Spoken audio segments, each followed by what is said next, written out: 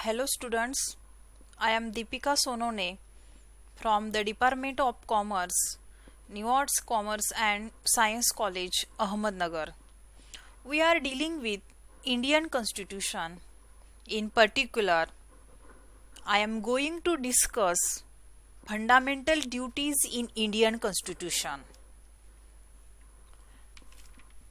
संविधानाच्या निर्मात्यांना मूलभूत कर्तव्ये घटनेत समाविष्ट करण्याची आवश्यकता वाटली नव्हती.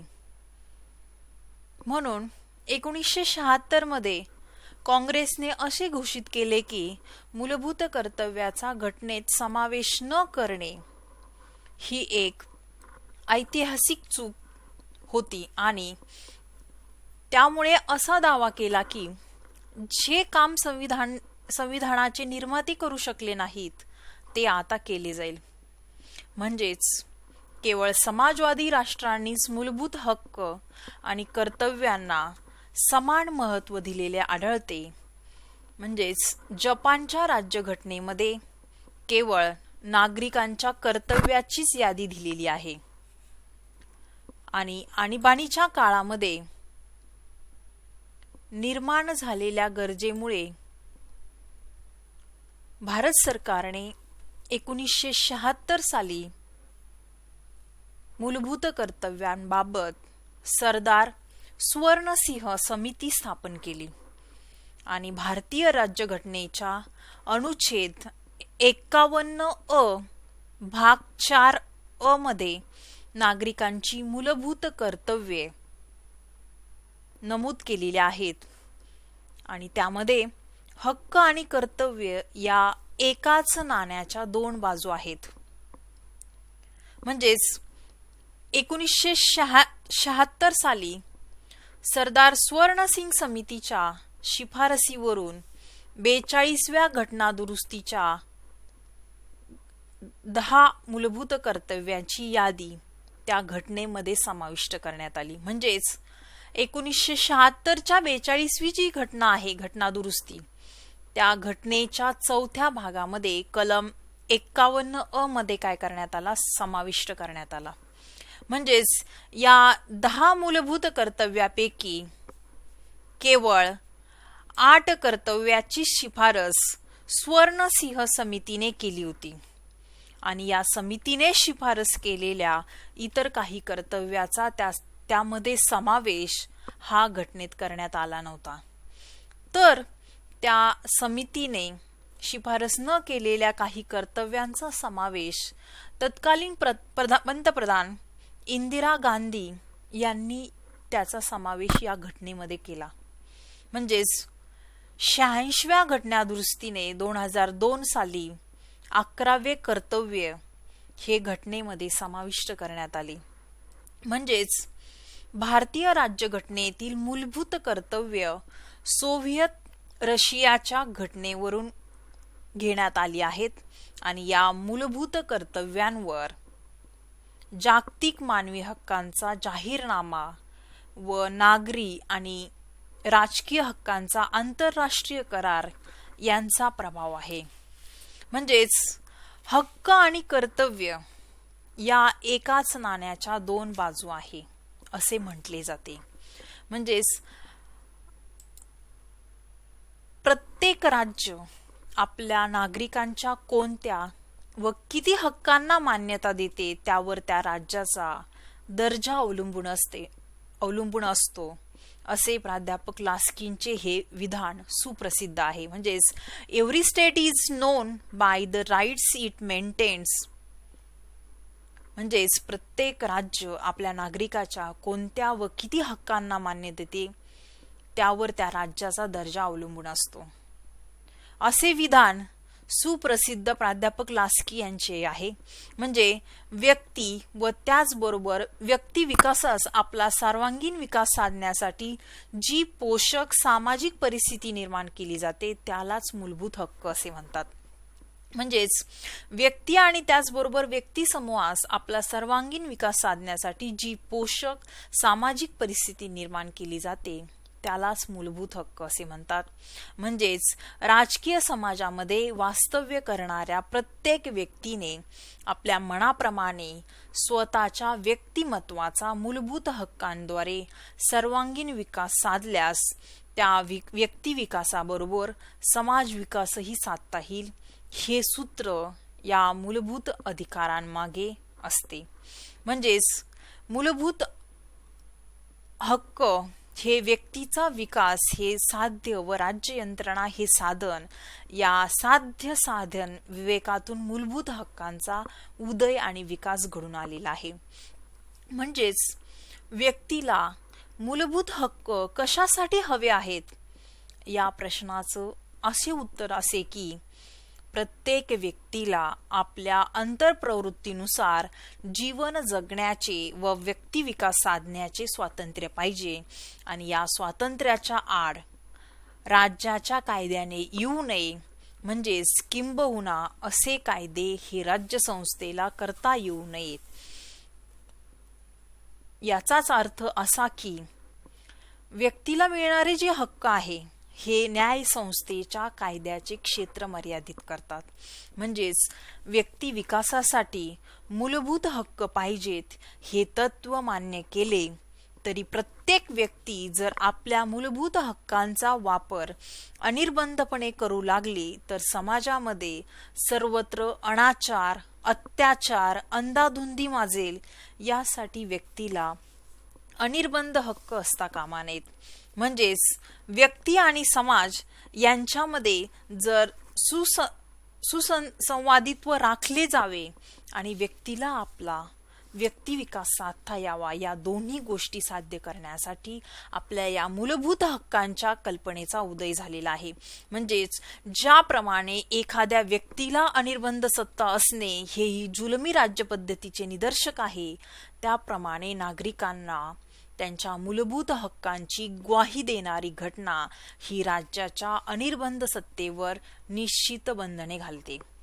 म्हणजेच अधिकार आणि कर्तव्य या एकाच नाण्याच्या दोन बाजू आहे असे म्हटले जाते. म्हणजेच उदाहरण जर त्याचं घेतलं तर प्रत्येक व्यक्तीला जीवित स्वातंत्र्याचा अधिकार आहे. म्हणजेच याचा अर्थ असा की इतरांना ठार मारता यावा, त्यांनाही जीवित स्वातंत्र्य देणे हे प्रत्येक व्यक्तीचे कर्तव्य असते. म्हणजेच हक्क आणि कर्तव्य या एकाच नाण्याच्या दोन बाजू आहे. म्हणजेच रस्त्यावर जर कोणत्याही प्रकारचे आपण वाहन चालवत असताना पायी चालणारे लोकांचे संचार स्वातंत्र्य अबाधित ठेवणे हे प्रत्येक वाहन चालकाचे कर्तव्य ठरते. म्हणजे जर समाजामध्ये कर्तव्य भावना रुजली नसेल तर संविधानाने नागरिकांना कितीही मूलभूत अधिकार दिले तरीही ते उपभोगता येणार नाहीत. म्हणजे त्याचं जर उदाहरण पाहिलं तर राज्याच्या आज्ञांचं पालन करणे हे प्रत्येक नागरिकांचं कर्तव्य आहे.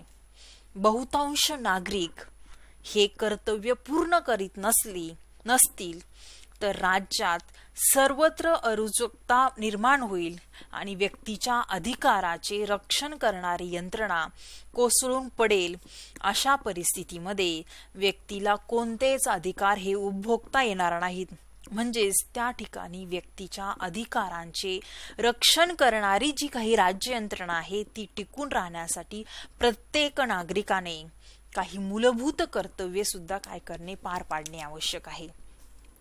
अशा प्रकारे नागरिक म्हणून प्रत्येकाची काही कर्तव्य पूर्ण करण्याची जबाबदारी ठरते. कारण देशाचा नागरिक म्हणूनच त्याला अधिकार प्राप्त झालेले असतात आणि संविधानात नमूद केलेल्या कर्तव्यांना मूलभूत कर्तव्य असे संबोधले जाते. म्हणजेच याचाच अर्थ संविधानामध्ये काही मूलभूत कर्तव्याची यादी नसेल तर नागरिकांची काहीच कर्तव्य नसतात असा त्याचा अर्थ होत नाही.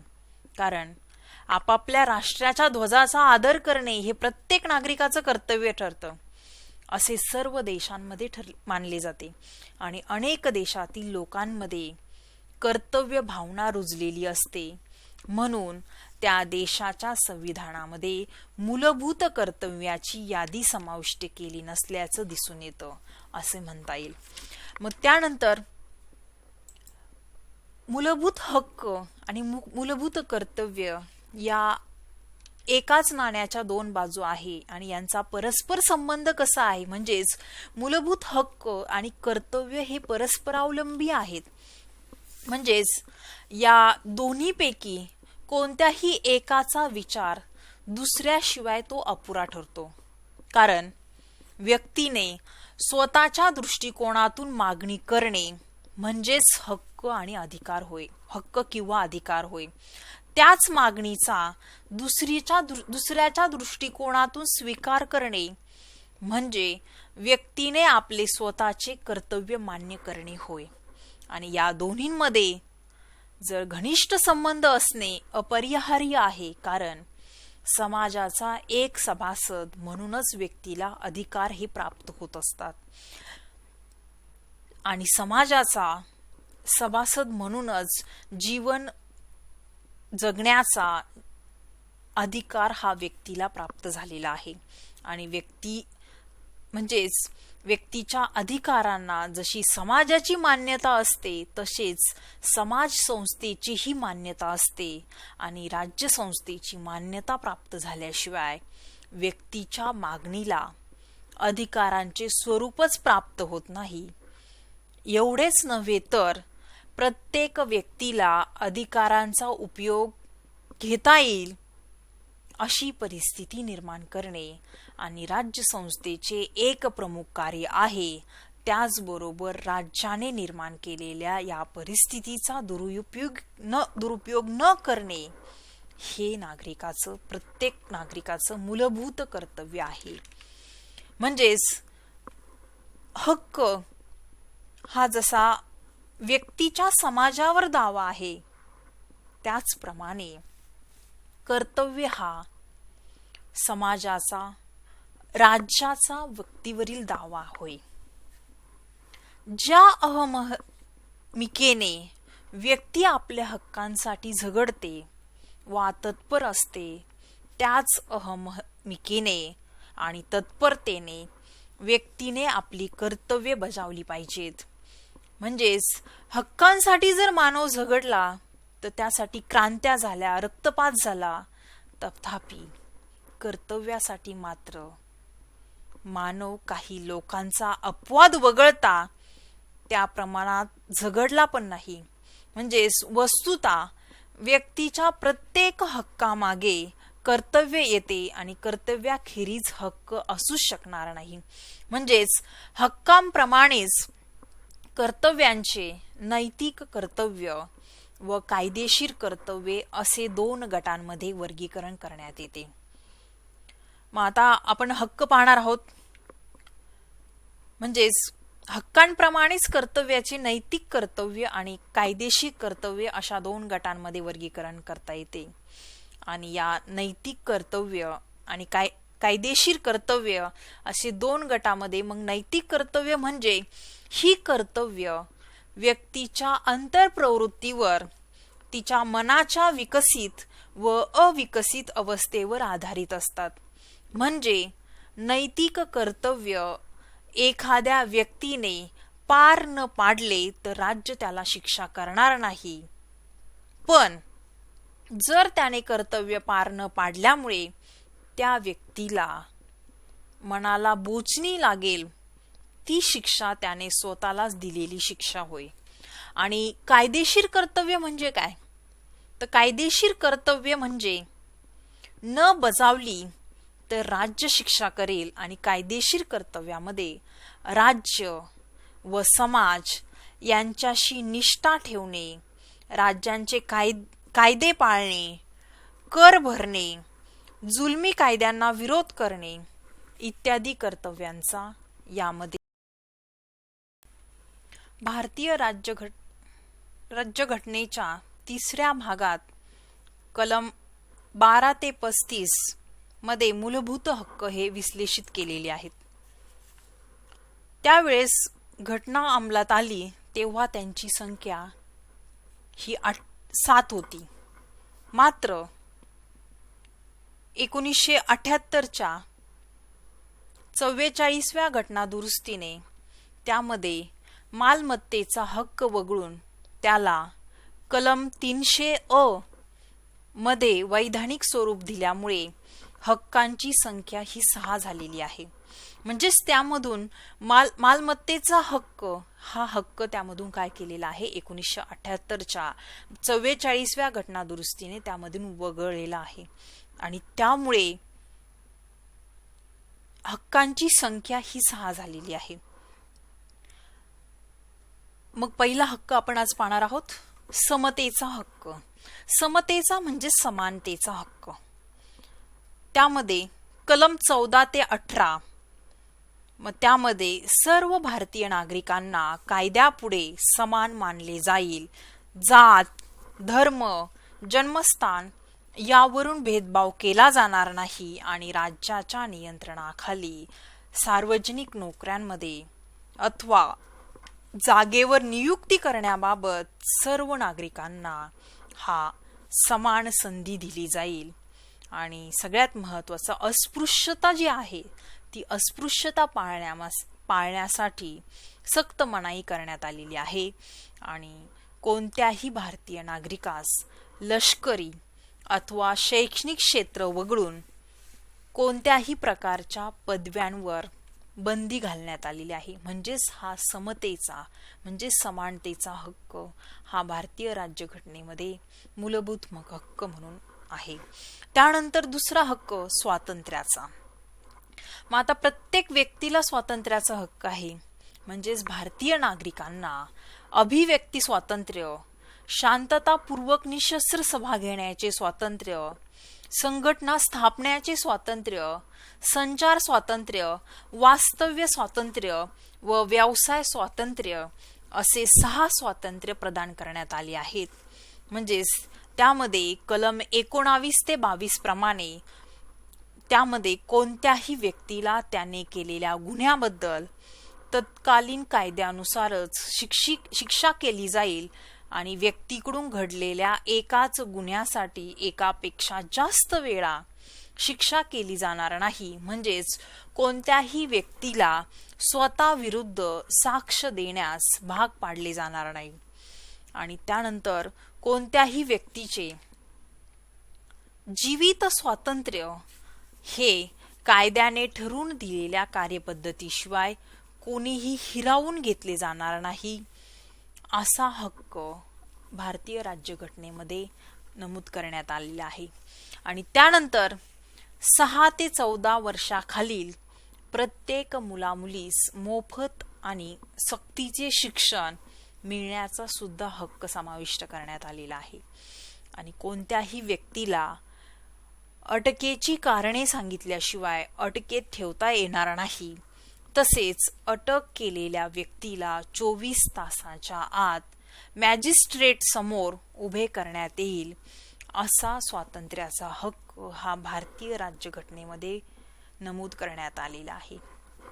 त्यानंतरचा तिसरा हक्क आपण पाहणार आहोत, शोषणाविरुद्धचा हक्क.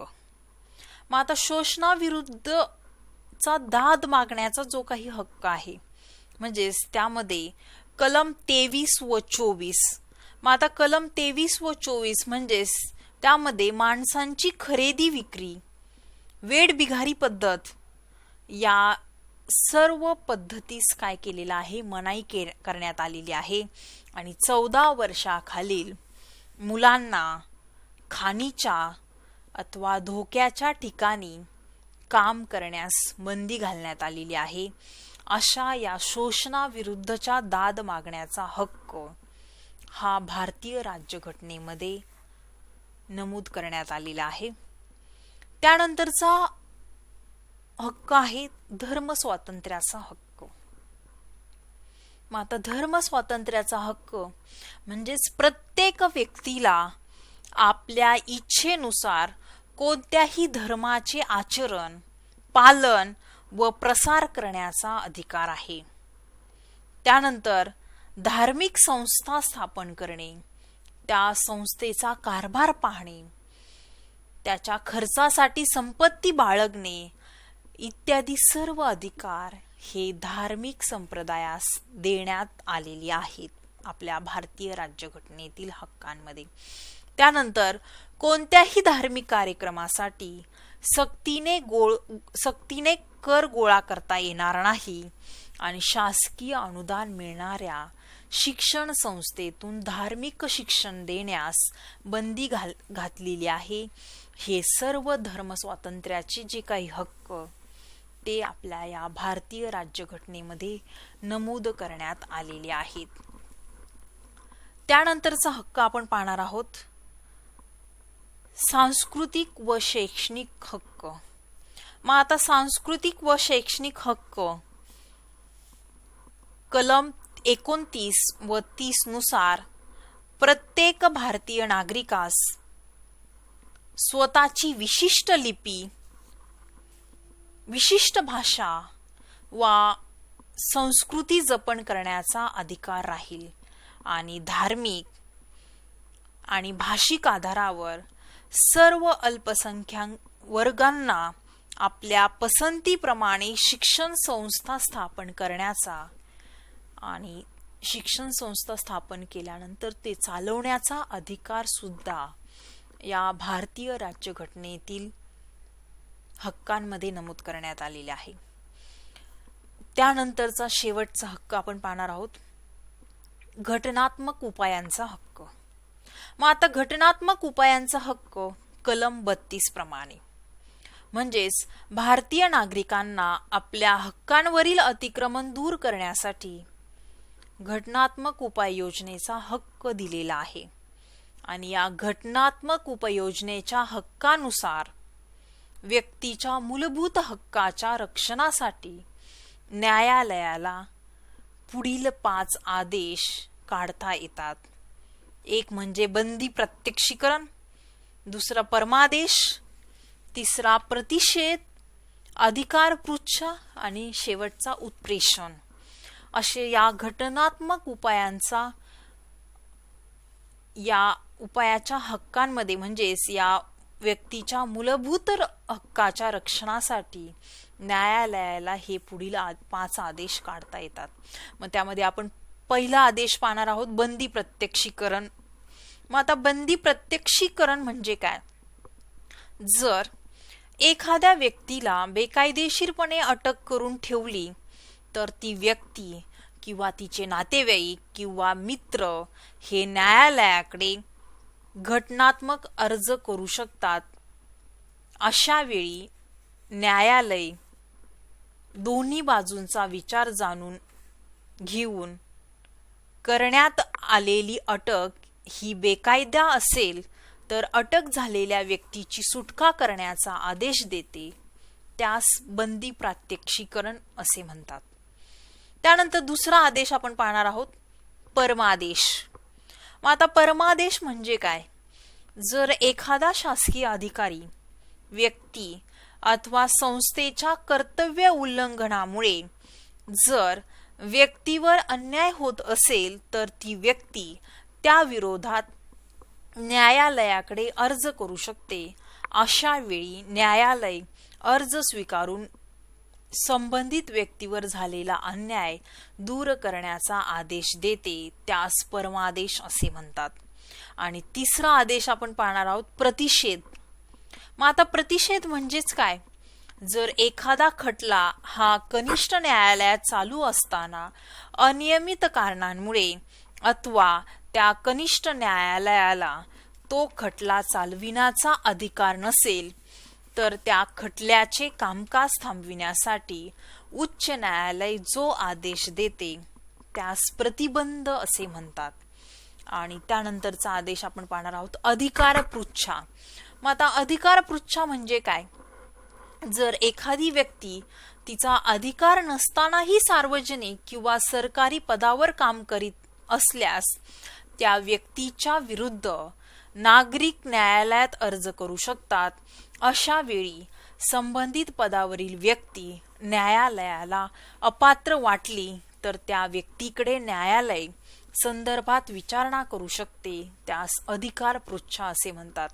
आणि त्यानंतरचा आदेश पाहणार आहोत उत्प्रेषण. जर एखादा खटला हा कनिष्ठ न्यायालयाच्या अधिकार क्षेत्रात येत नसतानाही तो खटला चालवला जात असेल तर वरिष्ठ न्यायालय आदेश काढून कनिष्ठ न्यायालयाकडून संबंधित खटल्याची सर्व कागदपत्रे व पुरावे हे आपल्याकडे पाठवावेत अशा प्रकारचा आदेश काढू शकते. त्या अशा प्रकारे आपण 6 भारतीय राज्यघटनेतील मूलभूत हक्क पाहिलेले आहेत. त्यामध्ये समतेचा हक्क, स्वातंत्र्याचा हक्क, शोषण विरुद्धचा हक्क, धर्म स्वातंत्र्याचा हक्क, सांस्कृतिक व शैक्षणिक हक्क आणि शेवटचा घटनात्मक उपायांचा हक्क. मग आपल्याला नंतरचा पॉइंट पाहणार आहोत आपण मूलभूत कर्तव्य. मग आता आपली मूलभूत कर्तव्य ही 11 समाविष्ट करण्यात आलेली आहे. म्हणजेच मानव ज्या समाजात राहतो त्या समाजाची बांधिलकी म्हणून त्याला काही कर्तव्यही पार पाडावी लागतात.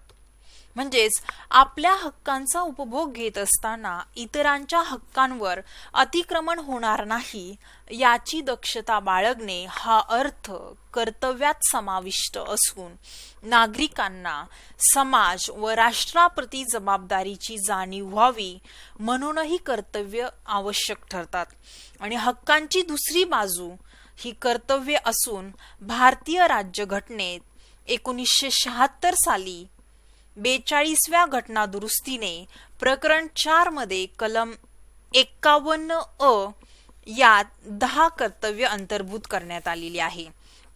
म्हणजेच भारतीय राज्यघटनेच्या कलम मध्ये मूलभूत कर्तव्य ही नमूद केलेली आहे. म्हणजेच हक्क आणि कर्तव्य या एकाच नाण्याच्या 2 बाजू आहेत. आपण मगाशीच हक्क पाहिलेली आहेत. 6 हक्क आहेत. नागरिकांमध्ये कर्तव्य भावना रुजावी या हेतूने सरदार स्वर्णसिंग समितीच्या शिफारशीवरून 42व्या घटनादुरुस्तीने 1976 साली 10 मूलभूत कर्तव्यांची यादी या भागामध्ये समाविष्ट केली आहे. आणि त्यानंतर 86व्या घटनादुरुस्तीने 2002 साली 11वे कर्तव्य हे समाविष्ट करण्यात आलेले आहे. मग आता टोटल अशी 11 कर्तव्य आपण आज पाहणार आहोत. मग त्यामधलं पहिलं कर्तव्य आहे duty to abide the constitution and respect its ideals and institutions, the national flag and the national anthem.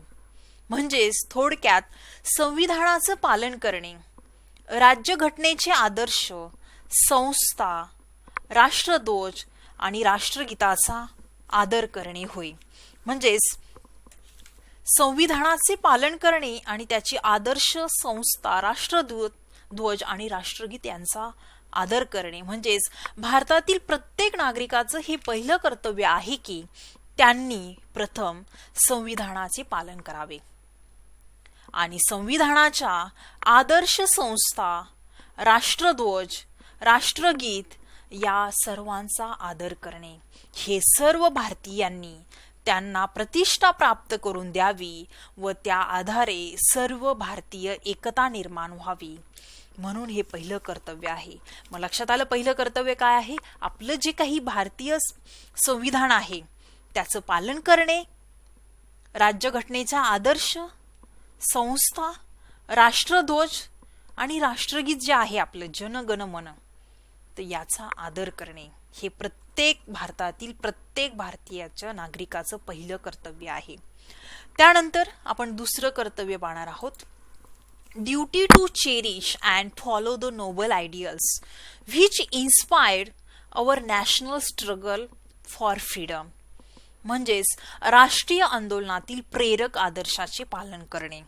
म्हणजेच ज्यामुळे आपल्या राष्ट्रीय स्वातंत्र्य लढ्यास स्फूर्ती मिळाली त्या उदात्त आदर्शाची जोपासना करून त्याची काय करणे? अनुसरण करणे.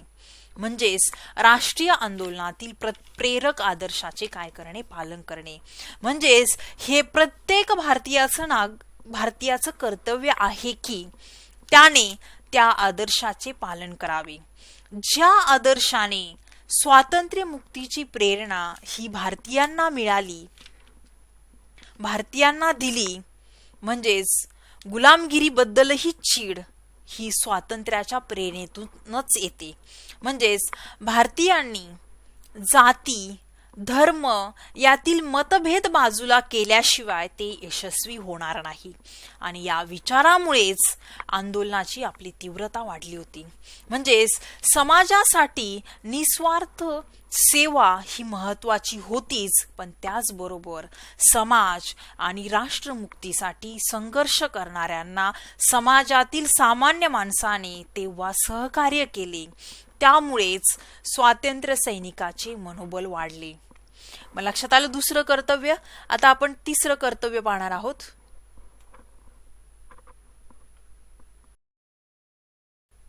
तिसरं कर्तव्य आपण पाहणार आहोत duty to defend the country and render national service. म्हणजेच भारताचे सार्वभौमत्व, एकता आणि अखंडतेचा पुरस्कार करून त्यांचे संरक्षण करणे.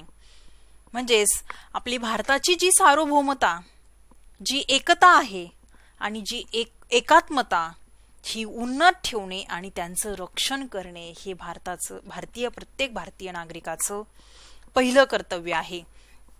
कारण भारतातील सर्व नागरिकांचं कर्तव्य आहे की त्यांनी भारताचे जे काही सार्वभौमत्व, एकता आणि अखंडतेचा पुरस्कार करावा. ही जबाबदारी आता संविधानाने भारतीय नागरिकांवर टाकलेली आहे. मग लक्षात आलं तिसरं कर्तव्य. चौथं कर्तव्य आपण पाहणार आहोत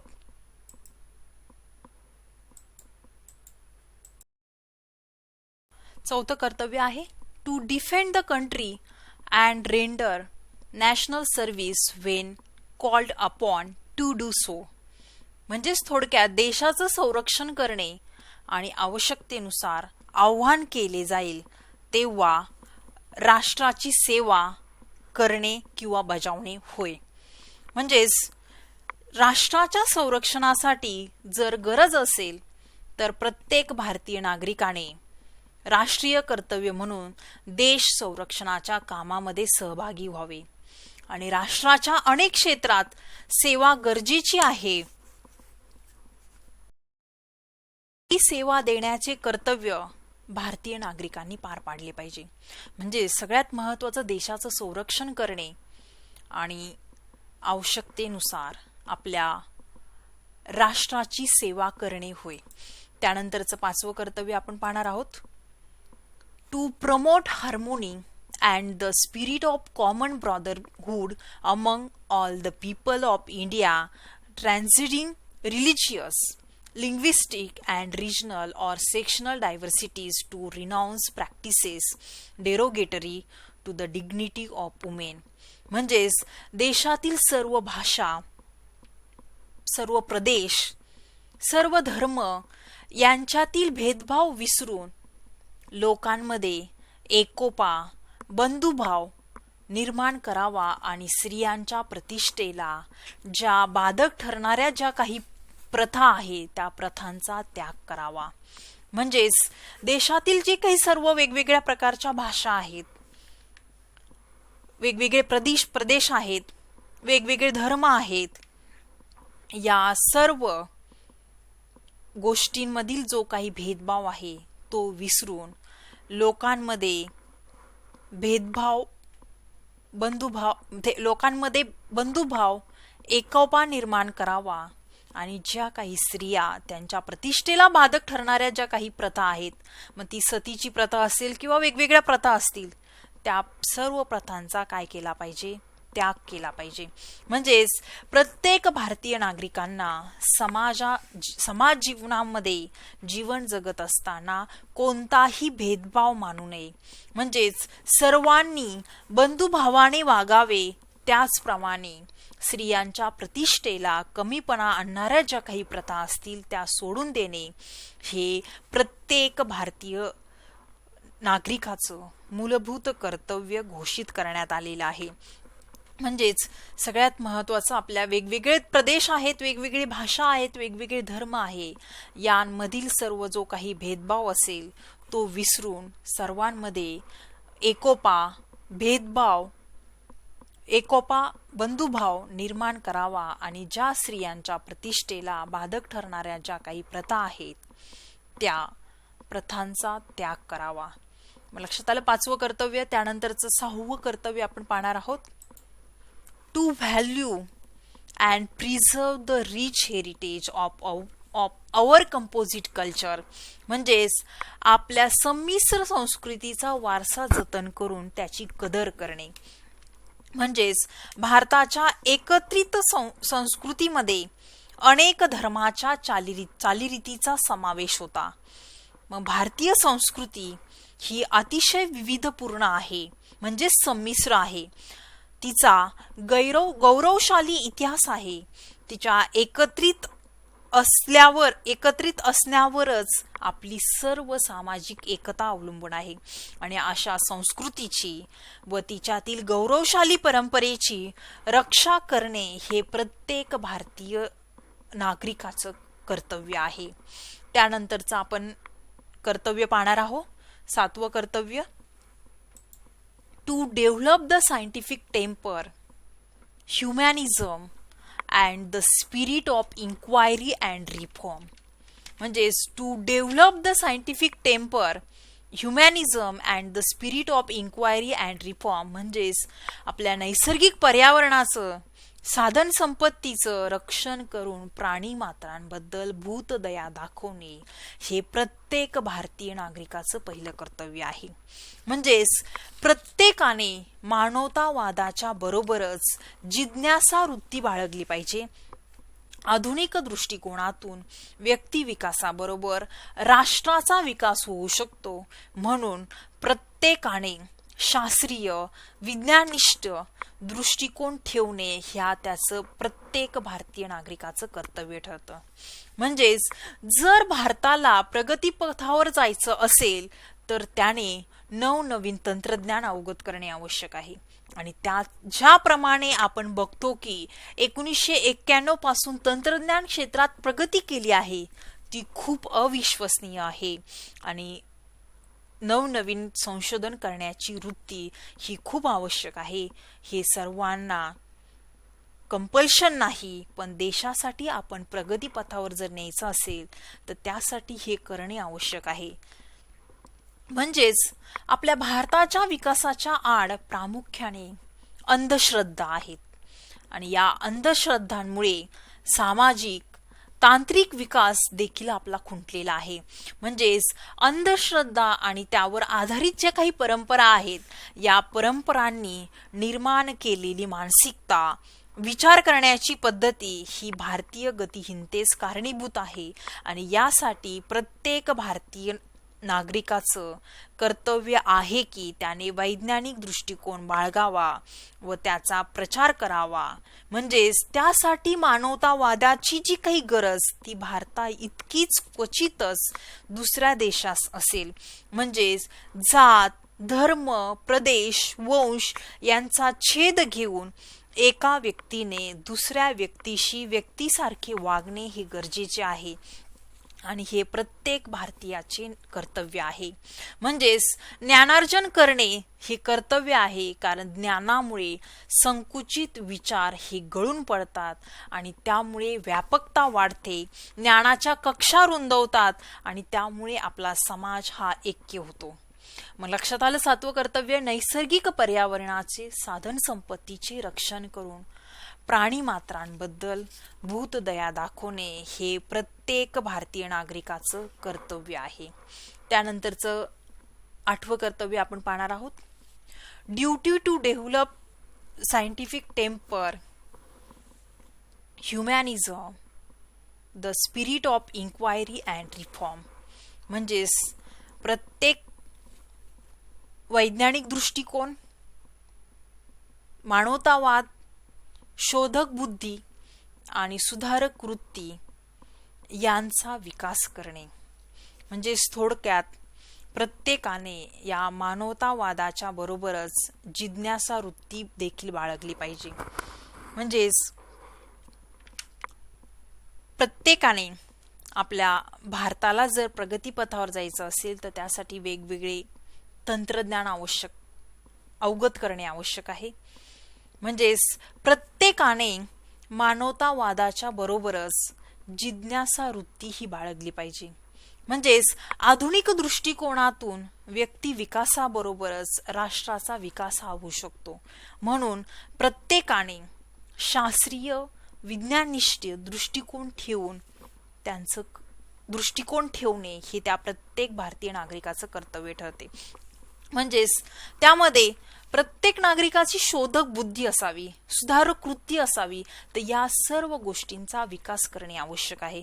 म्हणजेच आपल्या भारताच्या विकासाच्या आड प्रामुख्याने अंधश्रद्धा आहेत आणि या अंधश्रद्धेमुळे सामाजिक आणि तांत्रिक विकास हा देखील खुंटलेला आहे. म्हणजेच अंधश्रद्धा आणि त्यावर आधारित असणाऱ्या ज्या काही परंपरा आहे, या परंपरांनी निर्माण झालेली मानसिकता, विचार करण्याची पद्धती भारतीय गतिहीनतेस कारणीभूत आहे. आणि यासाठी प्रत्येक भारतीय नागरिकाचं कर्तव्य आहे की त्याने वैज्ञानिक दृष्टिकोन बाळगावा आणि त्याचा प्रचार करावा.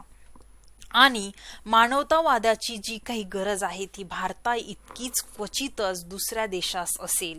म्हणजेच त्यासाठी जाती, धर्म, प्रदेश, वंश यांचा छेद घेऊन एका व्यक्तीने दुसऱ्या व्यक्तीशी व्यक्तीसारखे वागणेच गरजेचं आहे. आणि असं जर उद्दिष्ट ठेवलं तर असे उद्दिष्ट प्राप्त करण्यासाठी आपल्याला म्हणजेच प्रत्येक भारतीय नागरिकाला मानवतावादाचा स्वीकार करणे हे प्रत्येक भारतीयाचे कर्तव्य आहे. म्हणजेच त्यासाठी ज्ञानार्जन करणे हे एक प्रमुख कर्तव्य आहे. कारण ज्ञानामुळे आपली जी काही संकुचित विचार आहेत ते गळून पडतात, व्यापकता वाढते आणि आपल्या ज्ञानाच्या जे काही कक्षा आहेत त्याच्या कक्षा रुंदवतात आणि त्यामुळे समाज हा ऐक्य होतो. मग लक्षात आलं आपलं 8वं कर्तव्य काय आहे? वैज्ञानिक दृष्टिकोन, मानवतावाद, शोधक बुद्धी आणि सुधारक वृत्ती यांचा विकास करणे होय. त्यानंतरचं 9वं कर्तव्य आपण पाहणार आहोत. Duty to safeguard public property and abjure violence. म्हणजेच थोडक्यात आपली जी काही पब्लिक प्रॉपर्टी आहे म्हणजे जी काही सार्वजनिक संपत्ती आहे त्या सार्वजनिक संपत्तीचं रक्षण करणे आणि जो काही हिंसाचार आहे त्या हिंसाचारापासून दूर राहणे होय. म्हणजेच हे प्रत्येक भारतीय नागरिकाचं नैतिक कर्तव्य आहे. म्हणजेच आपली जी काही सार्वजनिक मालमत्ता आहे त्याचं रक्षण करणे हे प्रत्येक भारतीय नागरिकाचं कर्तव्य आहे. म्हणजेच नागरिकांनी राष्ट्राच्या संपत्तीला स्वतःची संपत्ती म्हणून काय केलं पाहिजे? जपलं पाहिजे. म्हणजेच त्यासाठी हिंसाचाराचा अवलंब न करता जबाबदार नागरिकाच्या भावनेतून राष्ट्रीय संपत्तीचे रक्षण करणे हे त्याचं महत्त्वाचं कर्तव्य आहे. म्हणजेच समाजामध्ये आपल्याला असं दिसून येतं की लोकांना त्यांच्या मागण्या पूर्ण करण्यासाठी जर शासनाच्या विरोधात उभे राहिला यांमध्ये आंदोलन करत असताना जी काही सरकारी मालमत्ता असते त्या मालमत्तेची तोडफोड करतात. म्हणजेच त्यामुळे आपली जी काही सार्वजनिक संपत्ती, सार्वजनिक मालमत्ता आहे त्याचं काय होतं? नुकसान होतं.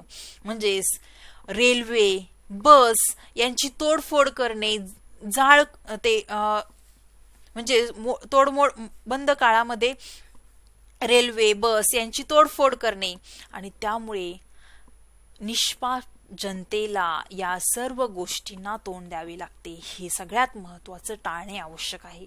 प्रत्येक भारतीय नागरिकाने आपल्या राष्ट्राच्या संपत्तीला स्वतःची संपत्ती म्हणून काय केलं पाहिजे? जपलं पाहिजे.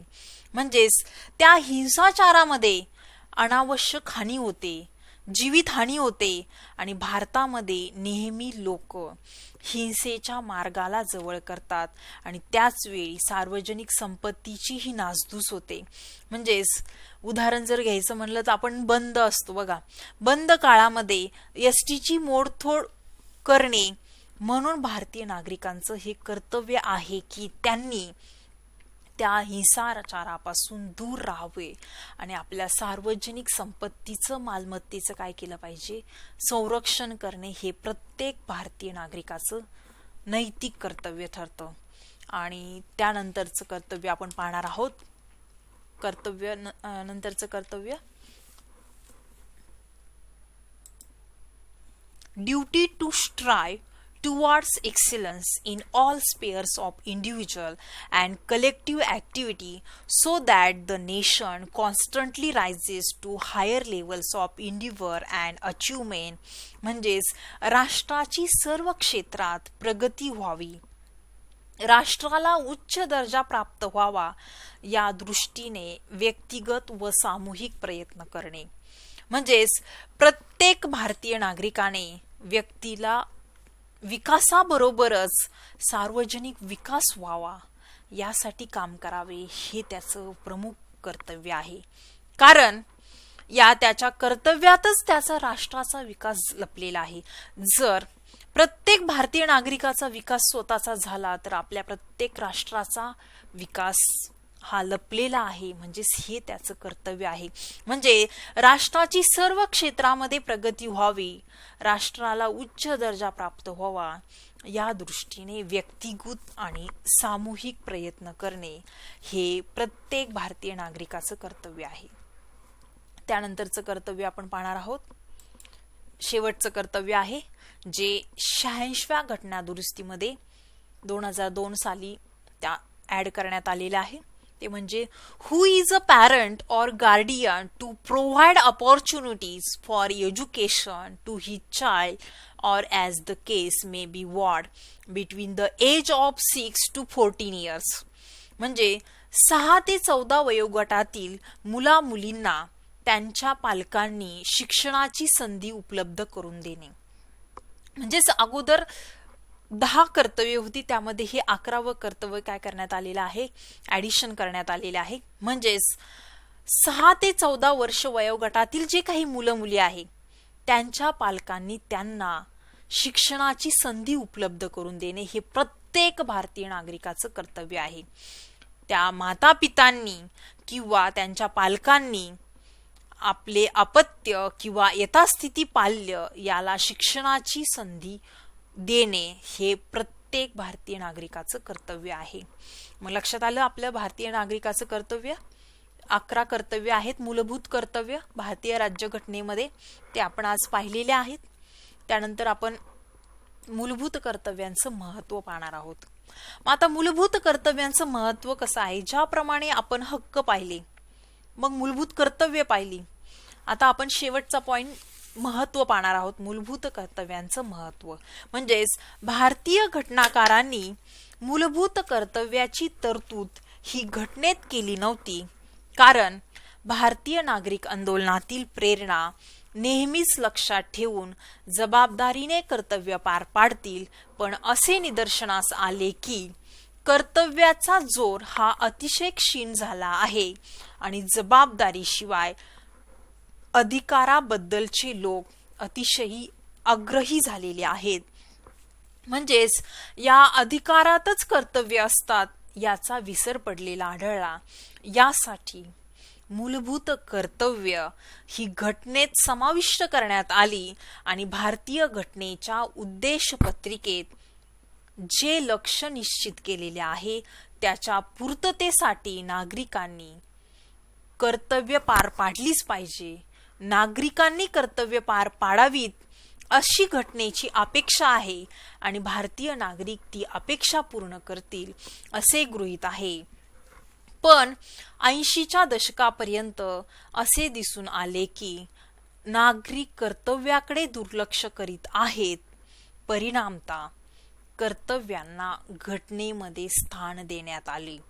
आज कर्तव्याच्या अंमलबजावणीस कायद्याचा आधार नाही, शिक्षेची तरतूद नाही, मात्र संसद कायद्याद्वारे शिक्षा निश्चित करू शकते. आपल्या भारताच्या विकासासाठी, एकतेसाठी व सामाजिक समरसतेसाठी त्याची आवश्यकता आहे. म्हणून ही मूलभूत कर्तव्य आपल्या भारतीय राज्यघटनेमध्ये समाविष्ट. अशा प्रकारे आपण मूलभूत कर्तव्य पाहिलेली आहेत. 11 कर्तव्य आहेत ती पाहिलेली आहे. त्यासाठी काही रेफरन्स आहेत. डॉक्टर सत्यरंजन साठे यांची भारतीय भारताच्या घटनेची 50 वर्ष हे पुस्तक आहे. त्यानंतर नरेंद्र चपळगावकर यांचं राज्यघटनेचं अर्धशतक. त्यानंतर सुहास पळशीकर यांचं राजकारणाचा ताळेबंद, भारतीय लोकशाहीची वाटचाल, आणि जयदेव गायकवाड यांचं संविधान सभे, डॉक्टर आंबेडकर, अशा प्रकारची रेफरन्स बुक आपल्याकडे या मूलभूत कर्तव्यांसाठी आहेत. ती सर्व पाहावीत. थँक्यू.